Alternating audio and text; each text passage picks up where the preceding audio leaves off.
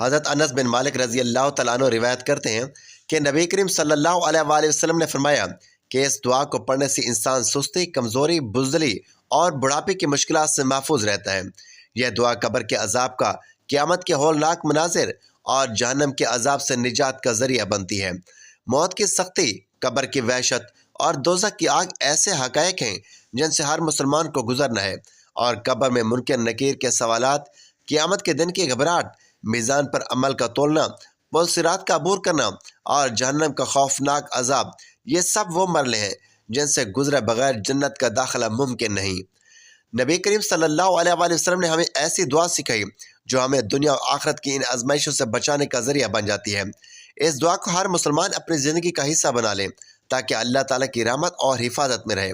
وہ دعا یہ ہے: بسم اللہ الرحمن الرحیم، السلام علیکم ورحمۃ اللہ وبرکاتہ۔ محترم ناظرین، حضرت بلال حبشی رضی اللہ تعالیٰ عنہ اللہ کے برگزیدہ بندے تھے۔ آپ کی آواز انتہائی دلکش اور پرسوز تھی کہ آپ جب اذان دیتے تو دلوں میں ایمان کی روشنی بھر جاتی۔ نبی کریم صلی اللہ علیہ وآلہ وسلم کے قریبی ساتھیوں میں سے تھے اور آپ کو نبی کریم صلی اللہ علیہ وآلہ وسلم کی بے حد محبت حاصل تھی۔ آپ نماز کے پابند اور اللہ کی یاد میں مستغرق رہنے والے تھے۔ ذکر و اذکار اور تسبیحات میں ہمیشہ مصروف رہتے۔ آپ کا دل اللہ کی محبت سے معمور تھا اور آپ کی زبان پر ہمیشہ اللہ کا ذکر رہتا۔ آپ کی زندگی سادگی، تقوی اور پرہیزگاری کا بہترین نمونہ تھی۔ آپ کو دین اسلام سے بے پناہ محبت تھی اور آپ نے اپنی پوری زندگی اللہ اور اس کے رسول صلی اللہ علیہ وآلہ وسلم کی اطاعت میں بسر کی۔ امیہ بن خلف جو مکہ کا ایک بڑا سردار تھا، جو بلال کا مالک تھا، وہ ظالم بھی تھا اور متکبر بھی۔ بلال اس کے جانوروں کو پانی پلاتا، اس کے لیے سامان ڈھوتا، اس کے لیے بازار سے خریداری کرتا اور رات کو تھک ہار کر کسی دروازے کے باہر سو جاتا۔ اسے نہ اچھا کھانا ملتا، نہ عزت، نہ آرام۔ دن گزرتے گئے، بلال کے دل میں سوال پیدا ہونے لگا، آخر غلاموں کو انسان کیوں نہیں سمجھا جاتا؟ آخر امیہ کو یہ حق کس نے دیا کہ وہ انسانوں کو جانوروں کی طرح خریدتا اور بیچتا رہے؟ آخر مکہ میں انصاف کیوں نہیں ہے؟ یہ سوالات اس کے دل میں پیدا ہوتے، مگر وہ خاموش ہو جاتا۔ وہ جانتا تھا کہ غلاموں کو بولنے کی اجازت نہیں، مگر قسمت نے اس کے لیے ایک ایسا وقت پیدا کیا کہ غلامی کے زنجیریں ہمیشہ کے لیے ٹوٹنے والی تھی۔ بلال کے دن اسی طرح گزرتے رہے، غلامی کے اندھیروں میں جہاں نہ کوئی امید تھی اور نہ کوئی راستہ، مگر کچھ عرصے سے مکہ میں ایک نئی بات ہونے لگی تھی۔ لوگ چپکے چپکے کسی کا نام لیتے، کوئی کسی سے چھپ کر ملتا، کچھ چہرے بدلنے لگے، کچھ نظریں سوال کرنے لگیں۔ بلال یہ سب کچھ دیکھ رہا تھا مگر خاموش تھا۔ وہ صرف ایک غلام تھا، اسے کیا لینا دینا کہ کون کیا کر رہا ہے، کون کس کے پیچھے جا رہا ہے۔ مگر ایک دن اس نے بازار میں سنا کہ مکہ کے سب سے سچے اور امانت دار شخص محمد بن عبداللہ ایک نیا دین لے کر آئے ہیں۔ وہ کہہ رہے ہیں کہ صرف ایک اللہ کی عبادت کرو، سب انسان برابر ہیں، کوئی غلام اور کوئی آقا نہیں، سب اللہ کے بندے ہیں۔ یہ الفاظ بلال کے دل میں چبھنے لگے۔ کیا واقعی ایسا ہو سکتا ہے؟ کیا واقعی غلام اور سردار برابر ہو سکتے ہیں؟ کیا واقعی کوئی ایسا دین آ چکا ہے جو ایک غلام کو بھی عزت دے سکتا ہے؟ بلال نے کئی دنوں تک یہ باتیں سنی مگر کچھ نہ بولا، وہ بس غور کرتا رہا۔ پھر ایک دن اس نے اپنے مالک امیہ بن خلف کو کسی بات پر غصہ کرتے دیکھا۔ یہ محمد سب کو بگاڑ رہا ہے، غلاموں کو سکھا رہا ہے کہ وہ ہمارے برابر ہو سکتے ہیں، یہ ناقابل قبول ہے۔ بلال کو پہلے بار احساس ہوا کہ یہ دین صرف الفاظ نہیں بلکہ حقیقت میں طاقت رکھتا ہے۔ اگر امیہ جیسے ظالم سرداروں کو اس سے خطرہ محسوس ہو تو یقیناً یہ کوئی بڑی چیز ہوگی۔ اب بلال کے دل میں ایک خواہش جاگنے لگی، وہ محمد صلی اللہ علیہ وسلم کو دیکھنا چاہتا تھا، ان سے سننا چاہتا تھا کہ وہ کیا کہہ رہے ہیں۔ وہ جاننا چاہتا تھا کیا واقعی غلاموں کو بھی آزاد کر سکتے ہیں، کیا واقعی وہ انسانیت کی عزت کو بحال کر سکتے ہیں۔ ایک رات بلال نے ہمت کی اور دبے قدم شہر کے ایک کونے کی طرف بڑھا جہاں وہ لوگ چھپ کر ملتے تھے جو محمد صلی اللہ علیہ وسلم کا کلمہ پڑھ چکے تھے، اور بلال نے اپنی نظریں جھکائیں اور سننے لگا۔ وہ رات بلال کی زندگی کی سب سے اہم رات تھی کیونکہ آج وہ جاننے والا تھا کہ زندگی کا اصل مقصد کیا ہے۔ بلال چھپ کر ان کی باتیں سن رہا تھا جو محمد صلی اللہ علیہ وسلم پر ایمان لا چکے تھے۔ ان کے چہروں پر ایک عجب سکون تھا، ان کی باتوں میں ایک عجیب طاقت تھی۔ وہ کہہ رہے تھے کہ اللہ کے سوا کوئی معبود نہیں، سب انسان برابر ہیں اور اصل عزت اسی کو ملے گی جو اللہ سے ڈرے، نہ کہ اسے جو زیادہ مالدار یا کسی بڑے قبیلے سے تعلق رکھتا ہو۔ یہ الفاظ بلال کے دل میں تیر کی طرح لگے۔ غلامی میں پیدا ہونے والے ایک شخص کے لیے یہ سب نیا تھا۔ وہ تو ہمیشہ یہی سنتا آیا تھا کہ غلام صرف آقاؤں کی خدمت کے لیے پیدا ہوتے ہیں، وہ کسی حق کے مالک نہیں، مگر یہ ہاتھ تو کچھ اور ہی کہا جا رہا تھا۔ بلال نے ہمت کیا اور ایک شخص سے پوچھا، یہ جو باتیں تم کہہ رہے ہو کیا یہ سچ ہے؟ کیا واقعی غلام اور سردار برابر ہے؟ اس شخص نے مسکرا کر کہا، ہاں، ہمارے نبی پاک صلی اللہ علیہ وآلہ وسلم یہی حکم دیتے ہیں کہ اللہ کے نزدیک سب ایک جیسے ہیں، نہ کوئی اونچا نہ کوئی نیچا، اصل عزت تقوی میں ہے، رنگ نسل یا مقام میں نہیں۔ یہ الفاظ بلال کے دل میں گھر کر گئے۔ وہ خاموشی سے واپس چلا آیا، مگر اس کا دل بے چین ہو چکا تھا۔ اب وہ صرف سننے والا نہیں رہا تھا، بلکہ وہ جاننا چاہتا تھا کہ محمد مصطفیٰ صلی اللہ علیہ وسلم کون ہے، وہ کیسے انسان ہے جس کی باتوں نے پورے مکہ میں ہلچل مچا دی تھی۔ چند دن بعد بلال نے ہمت کی اور علیحدگی میں جا کر ایک صحابی سے کہا، مجھے محمد مصطفیٰ احمد مجتبیٰ صلی اللہ علیہ وسلم کے پاس لے چلو، میں ان سے ملنا چاہتا ہوں۔ یہ سنتے ہی وہ خوش ہو گئے۔ انہوں نے بلال کو ساتھ لیا اور ایک خفیہ مقام پر لے گئے جہاں محمد مصطفیٰ صلی اللہ علیہ وسلم اپنے چند ساتھیوں کے ساتھ بیٹھے ہوئے تھے۔ جیسے ہی بلال نے ان کی طرف دیکھا، اسے لگا کہ وہ کسی عام انسان کو نہیں بلکہ ایک خاص ہستی کو دیکھ رہا ہے۔ محمد مصطفیٰ صلی اللہ علیہ وسلم کے چہرے پر نور تھا، ان کی آنکھوں میں شفقت تھی اور ان کے لبوں پر ایک محبت بھری مسکراہٹ تھی۔ بلال بے اختیار زمین پر بیٹھ گئے، اس کے ہونٹ کپ کپانے لگے، وہ کچھ کہہ نہیں پایا، بس ان کی طرف دیکھتا رہا۔ نبی پاک صلی اللہ علیہ وسلم نے نرمی سے پوچھا، بلال تم کس کے لیے آئے ہو؟ بلال کی آنکھوں میں آنسو آ گئے۔ اس نے گھبرائی ہوئی آواز میں کہا، کیا واقعی اللہ کے نزدیک سب برابر ہیں؟ کیا واقعی ایک غلام بھی عزت پا سکتا ہے؟ محمد مصطفیٰ صلی اللہ علیہ وسلم نے مسکرا کر کہا، ہاں بلال، اللہ کے ہاں عزت مال یا قبیلے کی وجہ سے نہیں بلکہ نیکی اور تقوی کی وجہ سے ملتی ہے۔ اگر تم اللہ کو اپنا رب مان لو تو تم بھی ان سب سے زیادہ عزت والے بن سکتے ہو۔ بلال کے دل پر جیسے کوئی روشنی پڑ گئی ہو، اس نے کپ کپاتے ہونٹوں سے کہا، میں گواہی دیتا ہوں کہ اللہ کے سوا کوئی معبود نہیں اور محمد مصطفیٰ احمد مجتبیٰ صلی اللہ علیہ وسلم کے اللہ کے رسول ہیں۔ یہ کہتے بلال کی آنکھوں سے آنسو بہنے لگے، مگر یہ آنسو خوشی کے تھے۔ وہ جو ساری زندگی غلامی میں جکڑا ہوا تھا، آج اسے ایسا لگا کہ وہ سب سے آزاد انسان بن چکا ہے۔ آج وہ صرف امیہ بن خلف کا غلام نہیں، آج وہ اللہ کا بندہ بن چکا ہے۔ بلال کے لیے یہ لمحہ سب سے حسین تھا۔ اس نے پہلی بار آزادی محسوس کی، پہلی بار اپنے وجود کو قابل عزت جانا، مگر وہ نہیں جانتا تھا کہ یہ آزادی کتنی بھاری قیمت مانگے گی۔ جب امیہ بن خلف کو معلوم ہوا کہ بلال اسلام قبول کر چکا ہے تو اس کا غصہ آسمان کو چھونے لگا۔ ایک غلام اور وہ بھی میرے گھر کا کیسے اس محمد کے پیچھے جا سکتا ہے؟ یہ ناقابل قبول ہے۔ امیہ نے بلال کو بلایا، اس کے چہرے پر نفرت تھی۔ بلال، میں نے سنا ہے کہ تم نے محمد کا دین قبول کر لیا ہے، فوراً انکار کرو ورنہ انجام بہت برا ہوگا۔ بلال خاموش کھڑا رہا، اس کے دل میں ایک سکون تھا، ایک روشنی تھی جو اب کبھی بجھنے والی نہ تھی۔ امیہ چلایا، میں آخری بار کہہ رہا ہوں، انکار کر دو بلال۔ بلال دھیرے سے کہا، احد احد، اللہ ایک ہے، اللہ ایک ہے۔ یہ سن کر امیہ کا چہرہ غصے سے سرخ ہو گیا۔ اس نے غلاموں کو حکم دیا، اسے پکڑو اور مکہ کی تپتی زمین پر گھسیٹو۔ بلال کو گلی میں گھسیٹا جانے لگا۔ لوگوں کا ہجوم اکٹھا ہو گیا، کوئی ہنستا، کوئی تانے دیتا، کوئی پتھر مارتا، مگر بلال کی زبان پر ایک ہی لفظ تھا، احد احد۔ پھر اسے گرم ریت پر ڈالا گیا، چلتے ہوئے پتھر اس کے سینے پر رکھے گئے تاکہ وہ ہل نہ سکے۔ امیہ قریب آ کر کہنے لگا، اگر اپنی جان بچانا چاہتے ہو تو محمد کو جھوٹا کہہ دو، توبہ نعوذ باللہ من ذالک، اور ہمارے بتوں کی بڑائی بیان کرو۔ بلال نے تڑپتی سانسوں میں کہا، احد احد۔ یہ جواب امیہ کے لیے ناقابل برداشت تھا۔ اس نے اور سختیاں بڑھا دی۔ بلال کو کوڑے مارے گئے، گلے میں رسی ڈال کر گلیوں میں گھسیٹا گیا، مگر اس کی زبان وہی بولتی رہی، احد احد۔ یہ ظلم کئی دنوں تک جاری رہا، مگر بلال ٹوٹا نہیں۔ جب صحابہ کرام نے یہ منظر دیکھا تو ان کے دل دہل گئے۔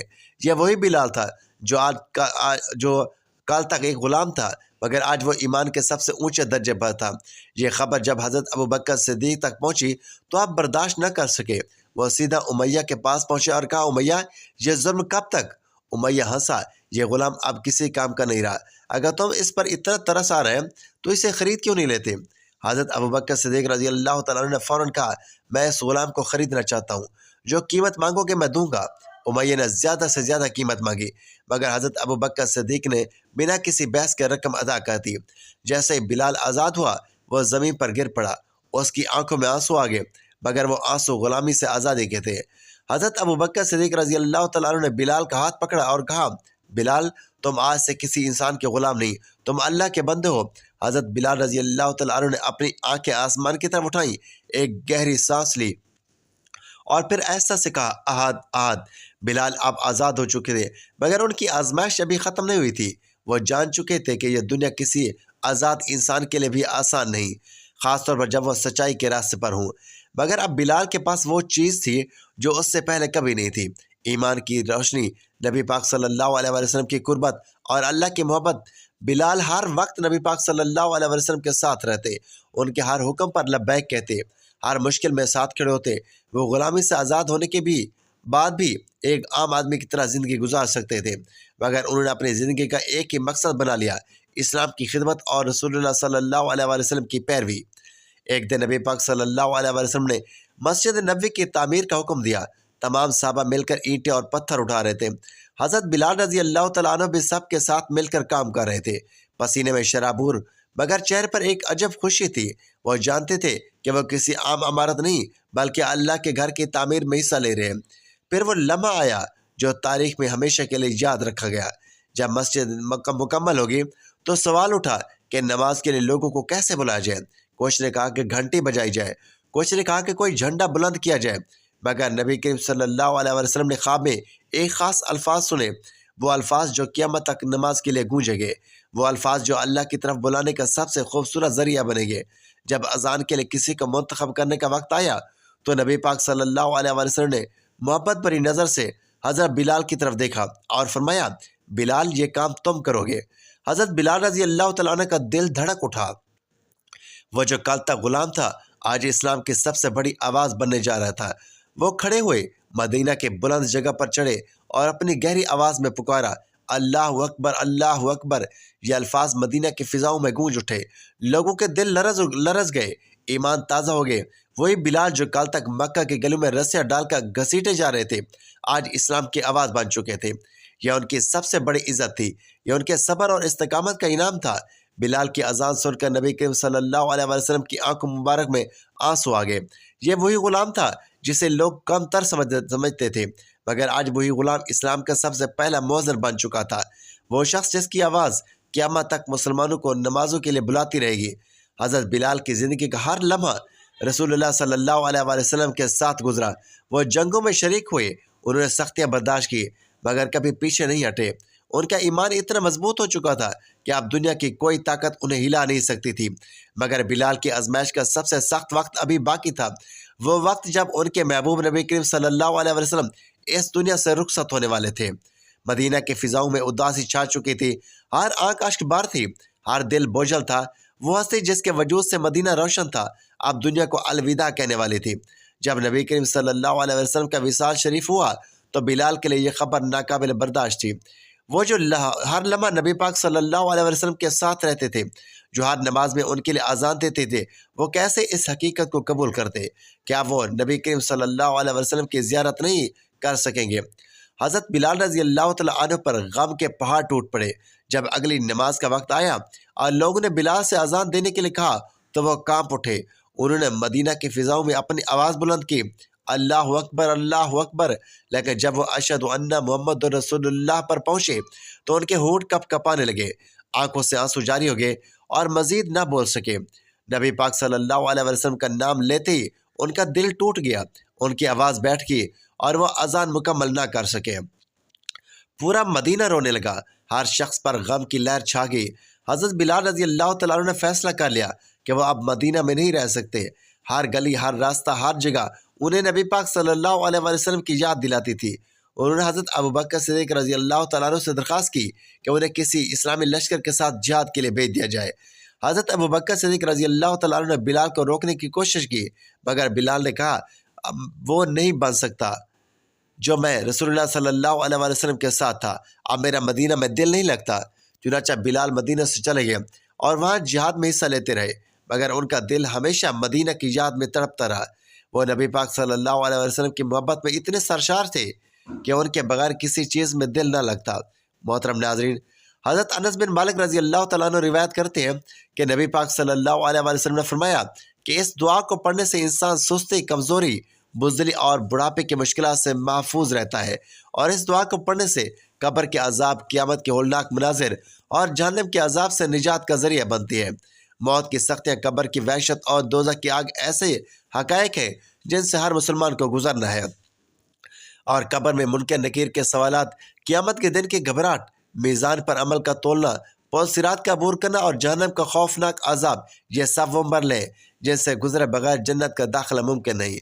نبی کریم صلی اللہ علیہ وآلہ وسلم نے ہمیں ایسی دعا سکھائی جو ہمیں دنیا و آخرت کی ان آزمائشوں سے بچانے کا ذریعہ بن جاتی ہے۔ اس دعا کو ہر مسلمان اپنی زندگی کا حصہ بنا لے تاکہ اللہ تعالیٰ کی رحمت اور حفاظت میں رہے۔ وہ دعا یہ ہے: اللہم انی اعوذ بک من العجز والکسل والحین والحرم والبخل واعوذ بک من عذاب القبر واعوذ بک من فتنۃ المحیا والممات۔ ایک دن حضرت بلال رضی اللہ تعالیٰ عنہ خواب میں نبی کریم صلی اللہ علیہ وآلہ وسلم کی زیارت کرتے ہیں۔ نبی پاک صلی اللہ علیہ وآلہ وسلم ان سے فرماتے ہیں: بلال، یہ کیا بے وفائی ہے؟ کیا تمہیں ہماری یاد نہیں آتی؟ یہ خواب دیکھ کر حضرت بلال رضی اللہ تعالیٰ عنہ کی بے قراری حد سے بڑھ گئی۔ وہ فوراً مدینہ کے لیے روانہ ہو گئے۔ جیسے ہی وہ مدینہ پہنچے، لوگ خوشی سے دوڑ پڑے۔ بلال واپس آ گئے۔ حضرت حسن اور حضرت حسین رضی اللہ تعالیٰ عنہ نبی کریم صلی اللہ علیہ وآلہ وسلم کے نواسے حضرت بلال رضی اللہ تعالیٰ عنہ کے پاس آئے اور کہا: بلال، آج ایک بار اذان دے دو تاکہ مدینہ پھر وہ آواز سنے جو ہم سب کے دلوں کو سکون بخشتی تھی۔ حضرت بلال رضی اللہ تعالیٰ عنہ انکار نہ کر سکے۔ وہ مسجد نبوی میں کھڑے ہوئے اور سالوں بعد پہلی بار اذان تھی۔ اللہ اکبر، اللہ اکبر! پورا مدینہ لرز اٹھا۔ لوگ اپنے گھروں سے باہر نکل آئے۔ ہر آنکھ اشک بار ہو گئی۔ ایسا لگ رہا تھا جیسے نبی کریم صلی اللہ علیہ وآلہ وسلم خود واپس آ گئے ہوں، جیسے وہی مدینہ کا خوبصورت وقت لوٹ آیا ہو۔ حضرت بلال رضی اللہ تعالیٰ عنہ کی اذان سن کر ہر شخص رو رہا تھا، اور جب انہوں نے اشہد ان محمد رسول اللہ کہا تو مدینہ میں آہ بکا بچ گئی۔ لوگوں نے ایسے گریہ کیا جیسے ابھی نبی پاک صلی اللہ علیہ وآلہ وسلم کا وصال شروع ہوا ہو۔ یہ حضرت بلال رضی اللہ تعالیٰ عنہ کی زندگی کا سب سے جذباتی لمحہ تھا، اور اس کے بعد وہ زیادہ عرصہ زندہ نہ رہے۔ وہ شام واپس چلے گئے اور کچھ ہی دنوں بعد بیمار ہو گئے۔ جب وفات کا وقت آیا تو ان کی بیوی رو کر کہنے لگی: ہائے افسوس، بلال جا رہے ہیں۔ حضرت بلال رضی اللہ تعالیٰ عنہ مسکرا کر کہنے لگے: افسوس نہیں، خوشی مناؤ، کل میں اپنے محبوب محمد مصطفیٰ صلی اللہ علیہ وسلم اور ان کے صحابہ کرام رضوان اللہ علیہ اجمعین سے ملوں گا۔ یہ کہہ کر حضرت بلال رضی اللہ تعالیٰ عنہ کی روح پرواز کر گئی اور خالق حقیقی کے پاس جا ملی۔ ایک ایسا شخص جو غلام تھا مگر ایمان نے اسے اسلام کا سب سے بڑا مؤذن بنا دیا۔ وہ شخص جس کی اذان قیامت تک زندہ رہے گی، آج اپنے محبوب نبی کریم صلی اللہ علیہ وسلم سے جا ملا تھا، اور آپ رضی اللہ تعالیٰ عنہ کو دنیا میں بشارت جنت کی عطا ہوئی۔ سبحان اللہ! اللہ پاک ہم تمام مسلمان بہن بھائیوں کو صحابہ کرام رضی اللہ تعالیٰ عنہ کی اطاعت میں زندگی بسر کرنے کی توفیق عطا فرمائے۔ آمین یا رب العالمین۔